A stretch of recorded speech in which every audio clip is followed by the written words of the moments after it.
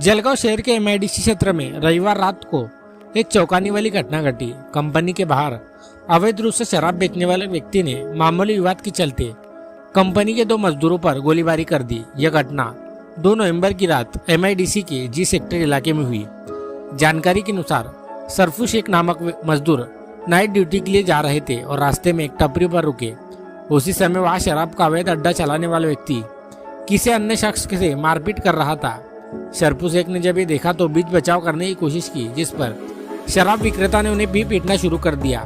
इसके बाद सरफू शेख ने कंपनी में काम करने वाले अपने 2 भाइयों राजन खान रफीउल्ला और अहमद फिरोज शेख को बुलाया।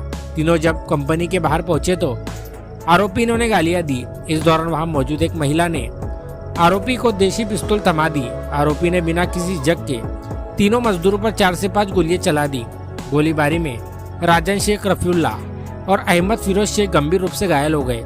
दोनों को तत्काल जिला अस्पताल में भर्ती कराया गया, जहां उपचार के दौरान सोमवार को राजन शेख रफीउल्ला की मौत हो गई।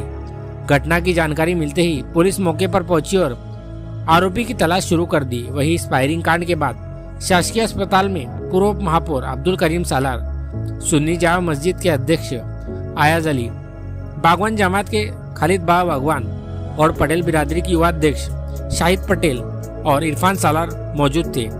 अब्दुल करीम सालार ने शहर में तेजी से बढ़ रहे अवैध धंधों पर कड़ा रुख अपना रहे ऐसे धंधों को तुरंत बंद करने की मांग की। जलगांव शहर में कल रात के अंदर जो हादसा हुआ है कि डॉलर नमकीन गली में, गली नंबर 14 में एक फैक्ट्री के वर्कर को ज़रा सी बात के ऊपर जो एक अवैध दारू की दुकान है वहाँ पर गुंडे ने जो है तो मतलब ज़रा सी बात पर किसी को मार रहा था और ये बच्चे को जब वहाँ पर गया तो इसको भी मारहार हुई। इसने सामने अपने भाई को बुलाया। जब उसके भाई वहाँ पर आए तो उसकी बीवी ने उसके हाथ में रिवॉल्वर दी और उस गुंडे ने उसको जो है तो गोलियां चला दी और उसमें 2 बच्चे घायल हुए। एक बच्चा बहुत सीरियस था जो कि इंतकाल कर चुका है और दूसरा बच्चा जो है वो उसका ट्रीटमेंट चल रहा है, ऑब्जर्वेशन में है। ये घटना बहुत ही दिल दहलाने वाली है और एक ऐसा गुंडा जो MPDA के अंदर भी था, सहायक गुनहगार है, एक अवैध कारोबार वहाँ पर शराब का करता है। MIDC एरिया के अंदर वहाँ पर कारखानदारी है, शरीफ लोग आते हैं, व्यापारी आते हैं और इस तरह का उसने जो किया है तो पुलिस, हालांकि मैं जब आपसे बात किया पुलिस ने अर्जेंट कार्रवाई की। पुलिस की फौज जो है वो उस फैक्ट्री के पास में वहाँ पर भी गई और एक पुलिस का जो है तो काफ़ा वो हमारे सिविल में भी आया। हमारे बच्चे जो है बच्चों को लेकर सिविल हॉस्पिटल में आए, उनको ब्लड दिया, OT में लिया। सिविल डिपार्टमेंट के, सिविल हॉस्पिटल के तमाम डॉक्टर, नर्सेस जिन्होंने बहुत मुस्तैदी से काम किया, हर मुमकिन कोशिश की और अपनी कोशिश के बाद भी आज वो बच्चा हमें नहीं है।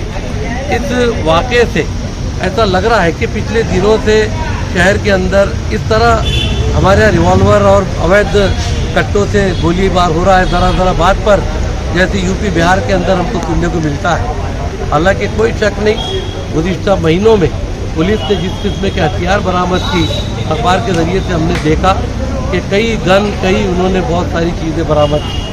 मैं तो ये कहूँगा कि पुलिस डिपार्टमेंट ने खास तौर से रेड्डी साहब से और प्रशासन से कि इस तरह के जो गुंडे हैं जिनको इंसानों की, शरीफों की जानो माल का कोई ख्याल नहीं है, एक एनकाउंटर सेल बनाया जाए और एनकाउंटर सेल बनाकर इनकी सज़ा यही है कि इनको मौत के घाट उतारा जाए, वरना ये यूपी बिहार जैसा जलगांव को करना चाहते हैं। रेड्डी साहब के नेतृत्व में आज पुलिस डिपार्टमेंट जो काम कर रही है, हम चाहते हैं कि ये याद रहे कि रेड्डी साहब यहाँ से जाए तो लोग याद रखें कि उन्होंने यहाँ पर समाज के गुंडा अनासिर को किस तरह कंट्रोल करने के लिए एक स्पॉट बनाकर दिया था।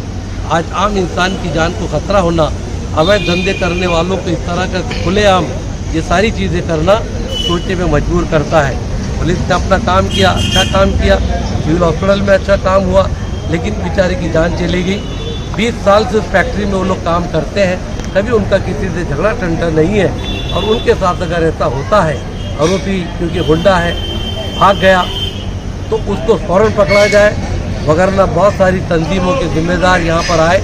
सबकी ये मांग है कि भाई उसको फौरन पकड़ा जाए, वरना इनकी हिम्मतें बढ़ेगी, इन पर कार्रवाई नहीं होगी तो गुंडों की हिम्मतें बढ़ेगी।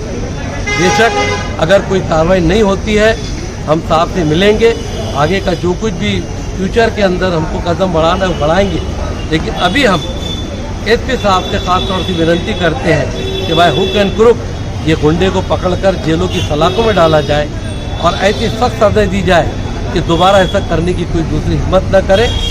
हम सब से गुजारिश करते हैं सब्र से काम ले और सब्र का दामन हाथ से ना छोड़ें।